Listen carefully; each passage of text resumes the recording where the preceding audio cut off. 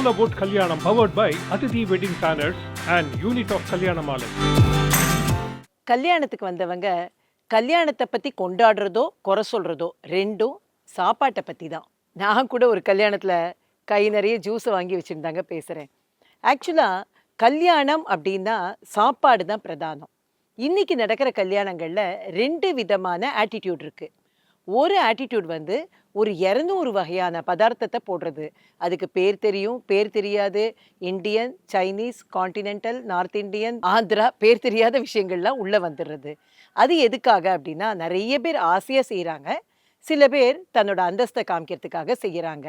ஆனால் நாம் சாப்பிட போகிறது என்னவோ மிஞ்சி போச்சுன்னா ஒரு 4-5 ஐட்டம். ஒரு ரோஸ்ட்டாக ஒரு தோசை, ஒரு தயிர் சாதம், சில பேர் ஒரு பாஸ்தா, அந்த மாதிரி ஒரு 4-5 ஐட்டம் சாப்பிட போகிறோம். ஸோ இது ஒரு ரகம் இருக்குது அப்படின்னா இன்னைக்குள்ள யங்ஸ்டர்ஸ்ட்டு ஒரு ஆட்டிடியூட் இருக்குது. என்ன அப்படின்னா அவங்க கல்யாணத்தை அவங்க தான் நிறைய முடிவு பண்ணுறாங்க. அந்த மாதிரி முடிவு பண்ணும்பொழுது ஃபுட்டை பொறுத்த வரைக்கும் அவங்க ப்ரையாரிட்டியே கொடுக்கறதில்ல. பேரண்ட்ஸ் வந்து அதை பற்றி எவ்வளோ இன்சிஸ்ட் பண்ணாலும் அவங்க அதை they are least bothered about that.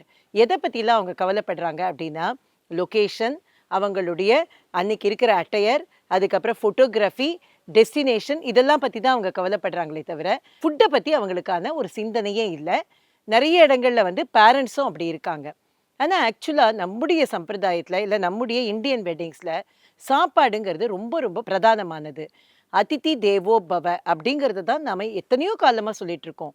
வருகின்ற விருந்தினர்கள் தான் நமக்கு கடவுள் அப்படின்னு. நம்முடைய பெரியவங்கள்லாம் என்ன யோசிச்சாங்க அப்படின்னா நல்ல வயிறார சாப்பிட்டு வாயார வாழ்த்தணும் அப்படின்னு ஆசைப்பட்டாங்க. அதனால் அந்த கெஸ்ட் கேர் அப்படிங்கிறது ரொம்ப ரொம்ப பிரதானம். அதுலேயும் சாப்பாடுங்கிறது ரொம்ப ரொம்ப பிரதானம்.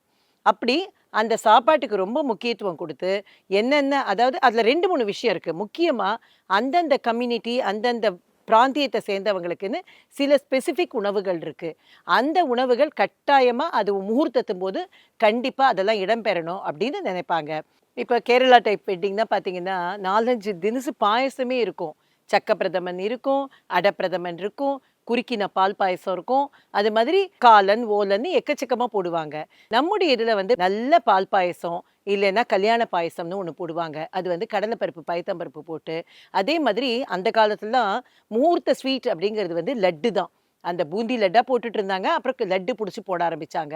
அதுக்கப்புறம் 2 காய்கறி இருக்கணும், ஒரு அவியல் இருக்கணும், பருப்பு இருக்கணும், சாம்பார் இருக்கணும். இப்படி அந்த மெனு வந்து ஸ்பெசிஃபிக்காக இருக்குங்க. முகூர்த்த மெனுன்னா கேட்டர் பண்ணாலும் சரி, இல்லை இவங்களே ஆளை வச்சு பண்ணினாலும் சரி, அந்த மெனுவில் வந்து ஒரு பெரிய சேஞ்ச் இருக்காது. அந்த சுவையில் வேணால் மாறுபாடு இருக்குமே தவிர மெனுவில் சேஞ்ச் பண்ண மாட்டாங்க. அதே மாதிரி நீங்கள் பார்த்தீங்கன்னா திருநெல்வேலி சைவ பிள்ளையெல்லாம் கேட்டிங்கன்னா அந்த சொதி போடலைன்னு வைங்க, அங்கே சம்மந்தி சண்டையே வந்துடும். அந்த அளவில் வந்து ஸ்பெசிஃபிக்காக இருப்பாங்க. ஆனால் இன்றைக்கி என்ன நினைக்கிறாங்க அப்படின்னாக்க ஒரு செட் மெனு, என்ன கம்யூனிட்டியாக இருக்கட்டும், அவங்க எந்த ஊரை சேர்ந்தவங்களாக இருக்கட்டும், அதெல்லாம் பற்றி பிரச்சனையே கிடையாது. அவங்க கேட்டர் வந்து ஒரு செட் மெனு வச்சுருக்காங்க. இவங்களும் அதை பற்றிலாம் கவலைப்படுறது கிடையாது. இன்னும் ஹோட்டலில் பண்ணுறாங்கன்னா கேட்கவே வேண்டாம். அதுக்குன்னு ஒரு டைப் ஆஃப் மெனு இருக்குது. அந்த மெனுவை போயிட்டு சாப்பிட்டுட்டு அந்த மாதிரி வராங்க. நாங்கள் வந்து இந்த அதிதி வெட்டிங் பிளானர்ஸில் இருக்கிற பொழுது நான் ரொம்ப ரொம்ப ஸ்பெசிஃபிக்காக நாங்கள் யோசிக்கிறது அப்படிங்கிறது வந்து நாம் கல்யாண சாப்பாட்டுக்கு ரொம்ப ரொம்ப முக்கியத்துவம் கொடுக்கணும். நாம் அழைச்சி நம்முடைய கெஸ்ட் வந்திருக்காங்க, என்ன பிடிச்சா சாப்பிட்டோம், இல்லைன்னா பரவாயில்லன்னு தங்களுக்கு பிடிச்ச மெனுவாக சில பேர் போடுவாங்க. அப்படி பண்ணவே கூடாது. எந்த வயசு ஆளுங்க இருந்தாலும், என்ன மாதிரி சாப்பிட்றவங்களா இருந்தாலும் எல்லோருக்கும் ஒரு 4 ஐட்டம் பிடிச்ச ஐட்டம் அந்த மெனுவில் இருக்கணும். ஆக்சுவலி கல்யாணம் பண்ணுற பேரண்ட்ஸ்க்கு நான் சொல்கிறது இதுதாங்க. கண்டிப்பாக சாப்பாட்டுக்கு நீங்கள் ப்ரையாரிட்டி கொடுத்தே தான் ஆகணும். ஏன்னா நீங்கள் 100 பவுன் போடுறீங்களோ 500 பவுன் போடுறீங்களோ, பங்களா வாங்கி தரீங்களோ வில்லா வாங்கி தரீங்களோ, கார் இருக்கிறதுல என்ன ஹை பிராண்டோ அதை வாங்கி தரீங்களோ, எது பண்ணினாலும் அது உங்கள் குழந்தைங்களுக்கு தான் போய் சேரப்போகுது. ஆனால் வரக்கூடிய கெஸ்ட்டு, உங்களுடைய ஃப்ரெண்ட்ஸு, இவங்க எல்லாரும் ஒரு வயிறார ஒரு சாப்பாடு போட்டு அமிச்சாதான் அவங்களுக்கு அந்த கல்யாணத்துக்கான இம்பேக்ட் அப்படிங்கிறது போய் சேரும். அவங்க வாழ்த்துற வாழ்த்துல தான் நம்ம குழந்தைங்க நன்னா இருப்பாங்கங்கிற நம்பிக்கை அந்த காலத்தில் இருந்தது. அதை நாம் தொடர்ந்து நம்பணும்.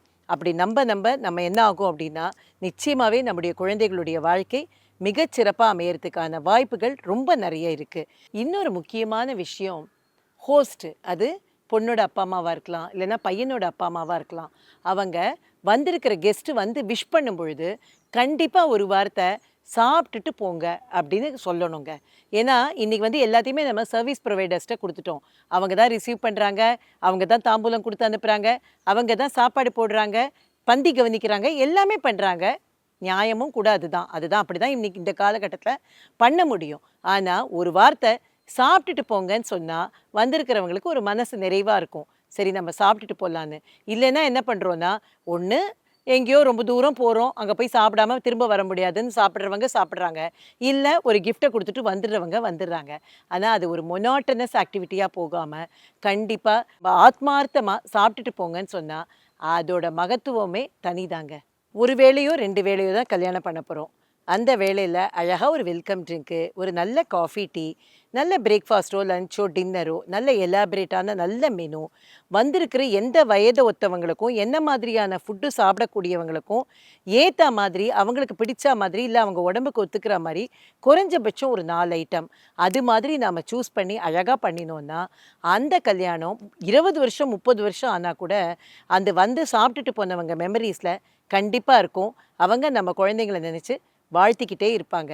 அதனால கல்யாணங்கள்ல விருந்துக்கு நாம கண்டிப்பா முன்னுரிமை குடுத்து தான் ஆகணும். All about Kalyanam. Are you interested in conducting beautiful destination weddings in Tamil Nadu? Athithi Wedding Planners, a unit of Kalyanamala.